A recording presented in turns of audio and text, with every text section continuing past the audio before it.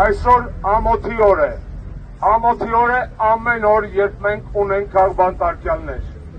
Ամոթ է ողջ ժողովրդին, ով հանդուրժում է այս պայծառ իր զավակների բանտարկությունը, այդ նույն ժողովրդի ապագայի, հավատամքի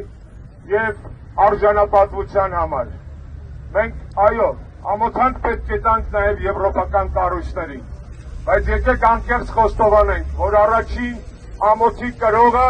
հենց մենք ենք, հայ ժողովուրդը,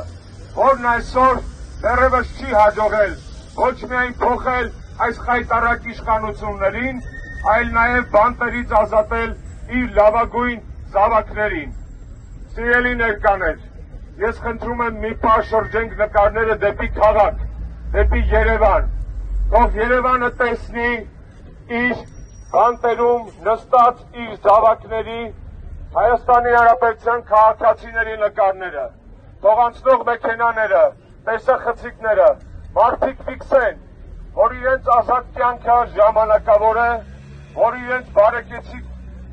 կեղծ կյանքը անցողիկ է, իսկ կան մարդիկ, որոնք այդ կյանքի համար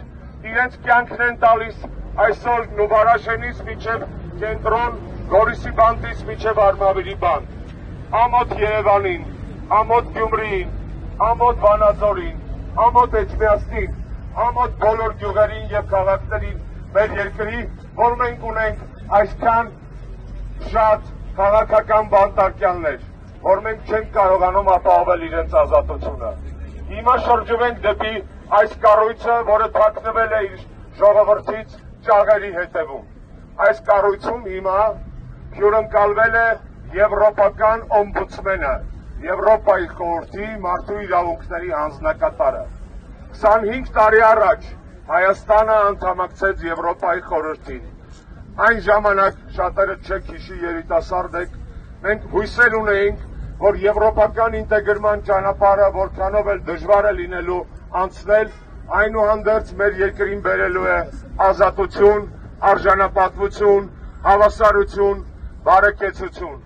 25 տարի անց փաստում ենք, որ այդ ամբողջը փուչիկ է, որ այդ ամբողջը կեղծ է, որ այդ ամբողջը ցինիկություն է, որ եվրոպական կառույցները, եվրոպական խորհրդից մինչև եվրոպական հանձնաժողով, եվրոպական պարլամենտից մինչև եվրոպական օմբուդսմեն կույր են, խուլ են եւ համր